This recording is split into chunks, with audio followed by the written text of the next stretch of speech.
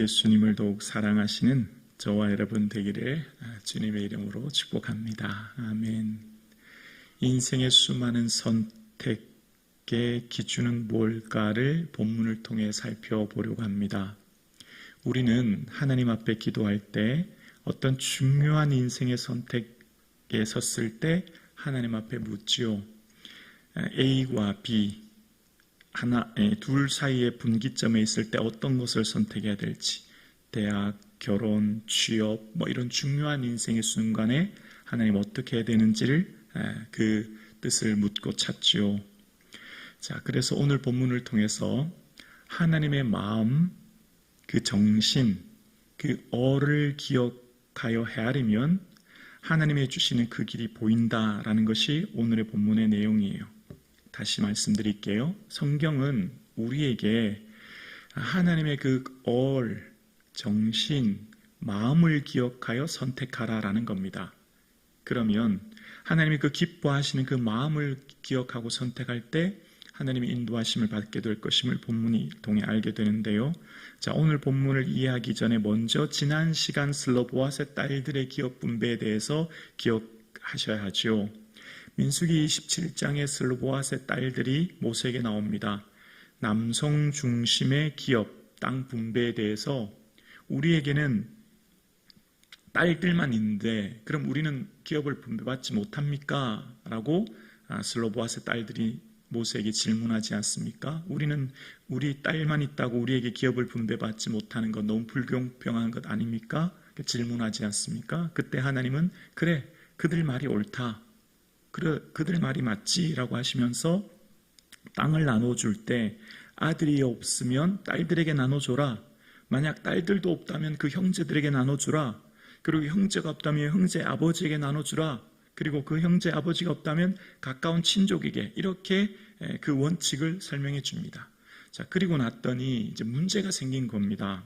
어떤 문제냐면, 자, 딸들에게 기업이 나눠주게 되면, 그 땅을 분배받게 되면 딸들이 나중에 만나는 남자가 다른 지파 사람이 되면 그 땅이 그럼 다른 지파로 옮겨가게 되지 않습니까? 원래 땅 분배의 원칙은 인구수가 많으면 땅을 많이 주시고 인구수가 적으면 적게 준 제비뽑기 원칙에서 만약 딸들에게 기업을 분배해 줬다가 딸이 다른 지파로 가면 우리 땅이 어떻게 해요? 계속 점점 줄어들 수 있지 않습니까? 이제 그런 일들에 대해서 오늘 본문이 질문하는 내용입니다. 그래서 이제 이 본문의 내용은 이 이후에 요셉 종족 므낫세 손자 마길의 아들 길르앗의 종족의 수령이라는 표현이 1절에 나오죠. 그들이 이제 질문을 하죠. 우리의 딸들이 다른 지파로 가면 우리 땅이 줄어들고 떨어져 나가고 삭감되고 다른 지파는 첨가되고 늘어날 것인데 어떻게 할 건가? 라는 답변에서 이제 모세가 그 말을 받아들이고 옳다라고 얘기합니다. 그리고 아주 중요한 한 가지 원칙을 6절에 얘기합니다. 우리 6절 한번 보실래요? 6절 우리 밑줄 긋고 함께 고백하겠습니다. 시작.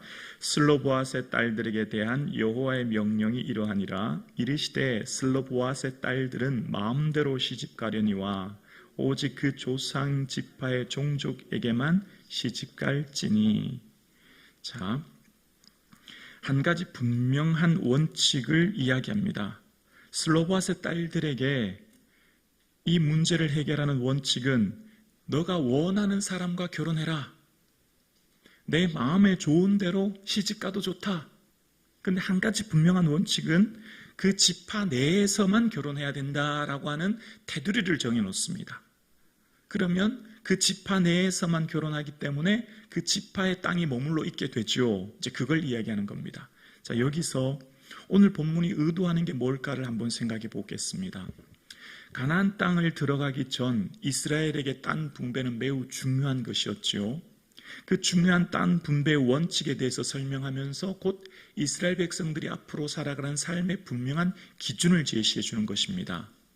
이 기준은 곧 오늘날 우리가 하나님의 뜻을 물을 때도 같이 통한다는 걸 알게 돼요. 여러분 보세요. 하나님께 어떤 뜻을 묻고 하나님의 마음을 헤아릴 때 하나님 어떻게 해야 될까요? 이 선택의 순간에 뭘 선택해야 될까요? 라고 물을 때 하나님은 우리에게 성경은 우리에게 아주 구체적이고 실제적인 너는 어느 대학을 가고 누구와 결혼하고 이렇게 해라 이런 걸 말씀하지 않죠. 원리와 원칙을 깨닫게 하시는 겁니다. 그래서 오늘 본문에도 마음대로 시집가도 좋다는 거죠. 내 마음에 원하는 대로 해도 되지만 그러나 분명한 한 가지 원칙만은 기억해. 너 지파 내에서만 결혼해야 돼 라는 거예요. 자, 이 본문을 우리에게 한번 해석해 볼게요. 적용해 볼게요. 우리가 아이들과 함께 아이들을 데리고 휴가를 맞이해서 계곡에 휴가를 갔다고 생각해 볼까요? 그럼 계곡에 휴가 갔을 때 아들과 딸 아주 꼬마 아이들이니까 위험해요. 이제 구명조끼를 입힙니다. 그리고 마음껏 놀게 해요. 그러면 아빠가 얘기하죠. 얘들아, 여기 계곡에서 놀 때 구명조끼는 꼭 입어야 돼. 벗으면 큰일 나. 구명조끼 꼭 잘 입고 잘 놀면 돼 라고 보내줍니다. 그럼 아이들이 마음껏 물가에서 놀면 돼요. 원칙 한 가지만 지키면 돼요. 구명조끼는 절대 벗으면 안 돼요. 왜죠? 누구를 위한 거예요? 그 아이를 위한 거예요. 그럼 아이들이 형제 자매들이 놀다가 아빠 이거 해도 돼요? 저거 하면서 놀아도 돼요? 굳이 묻지 않아도 되죠. 여기까지 지금 이해되고 있는 것이죠. 네. 뭐 이거 해도 돼요? 저거 하면서 놀아도 돼요? 굳이 묻지 않아도 돼요. 너 마음대로 너 좋은 대로 놀면 돼요. 한 가지 원칙만 지킨다면 구명조끼만 잘 입고 있으면 돼요. 그리고 물가에서 뭘 하며 놀든 괜찮아요. 그 아이들이 딸과 아들이 마음에 좋은 대로 원하는 대로 놀아도 아무 상관없어요. 큰 테두리와 원칙만 지키면 되는 겁니다. 자, 성경은 우리에게 우리의 삶 가운데 내가 지금 기도해요. 하나님, 지금 A라고 하는 사람하고 결혼해야 돼요. B라고 하는 사람하고 결혼해야 돼요. A라는 직장 가야 돼요. B라는 직장 가야 돼요.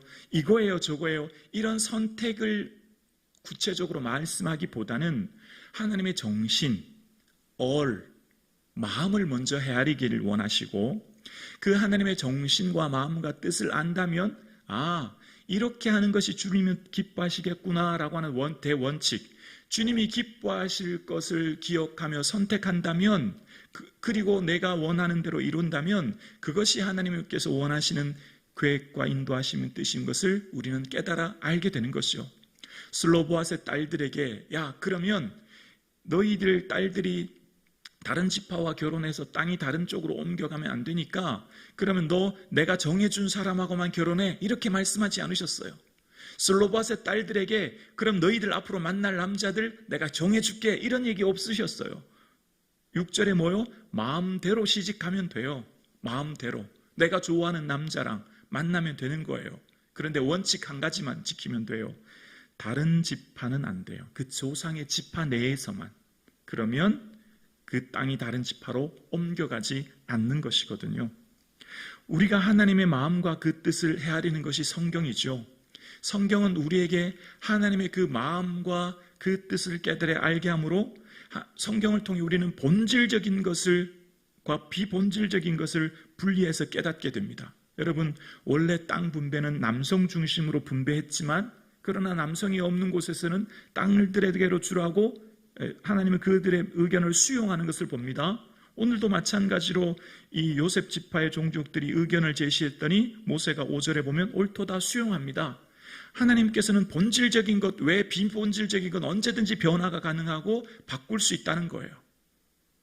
그래서 우리의 삶에 전통이라든지 우리에게 내려오는 간습이라든지 우리에게 내려오는 모든 것도 그게 본질적인 것이 아니면 언제든지 바꿀 수 있는 겁니다. 언제든지. 이해가 되십니까? 우리가 하나님 앞에 예배하는 예배도 그렇고 기도도 그렇고 뭐든지 그렇습니다. 우리가 하나님을 향해 행하는 모든 것들도 그것이 예배, 찬양, 기도 또 우리의 하는 모든 것들이 그 본질적이고 핵심적인 것만 기억한다면 어떤 것들도 변화가 가능한 겁니다. 하나님의 얼과 그 마음과 그 정신만 기억한다면 가능하다는 것을 이야기하는 것이죠. 그래서 가나안 땅에 들어가기 전 이스라엘 백성들에게 하나님께서 원하시는 그 마음과 그 뜻은 슬로바 자손들에게 그들의 원하는 대로 마음대로 시집가도 좋지만 조상의 지파들에게만 시집가라. 그러면 그 기업이 다른 지파로 옮겨지지 않을 것이다 라고 얘기했고, 자, 하나님의 뜻을 묻는 사람들에게 아주 중요한 조건 한 가지가 있어요. 자, 왜 하나님의 뜻을 묻지요? 왜 하나님의 원하시는 그 선택의 순간에 하나님의 뜻을 묻지요? 그 기준은 하나님의 원하는 그 마음의 소원이 내게 있으면 안 되는 거죠. 하나님께 있는 거예요. 하나님께. 선택의 순간 하나님의 뜻을 묻는 것은 하나님께 그 마음의 중심이 있는 거예요. 나는 뭐 하는 것이죠? 그 뜻이 주님 기뻐하신다면 내가 그 뜻에 순종하기 위해 묻는 거예요. 내가 하나님이 원하시는 것이라면 그 길을 걸어가기 위해 묻는 거죠. 그래서 오늘 본문에도 슬로보아스의 딸들에 대해서 10절에 보면 슬로보아스의 딸들이 여호와께서 모세에게 명령하신 대로 어떻게 했다고요? 행하니라 라는 표현이 나옵니다. 순종했다는 거예요. 슬로보아스의 딸들이 하나님께 원했던 기업을 얻게 되었고 또 슬로보아스의 딸들에 대해 있어질 일들에 대해서 찾을 때 그들은 결국 어떻게 해요? 그들에게 명한 대로 순종하여서 말라, 노아, 디글라, 호울라, 밀가가 다 그들의 숙부와 결혼하게 되므로 그 땅이 그곳에 남아있었다 이런 표현을 합니다. 우리가 하나님께 묻는 이유는 그 핵심의 결론은 결국 하나님이 기뻐하신 것을 알았다면 순종하기 위함이라는 거예요. 그래서 개인의 선택은 그 한 개인에게만 결코 그치지 않는다는 것을 본문이 이야기합니다. 여러분, 오늘 여기 계신 성도님들의 선택은 여러분만에게 그 영향력이 끝나지 않아요. 여러분의 그 선택은 가족과 여러분이 속한 공동체 전체에 영향을 미치는 거예요. 그래서 굉장히 중요한 것입니다. 오늘 슬로보아스의 딸들의 이 선택과 결정은 그들에게 개인에게만 속한 게 아니라 이스라엘 전체 지파에게 속하는 결정과 선택이었기 때문이에요. 다시 말하면 저와 여러분의 삶에 나의 선택은 곧 내 모든 내가 속한 공동체에 큰 영향력을 미치기 때문에 그래서 나의 선택이 얼마나 중요한지 몰라요. 그래서 그 선택의 기준이 주님 기뻐하시는 것을 묻고 찾아서 하나님의 그 마음과 그 뜻을 헤아림으로 주님이 기뻐하시는 그 삶을 살아내시는 저와 여러분 되기를 주님의 이름으로 축원합니다.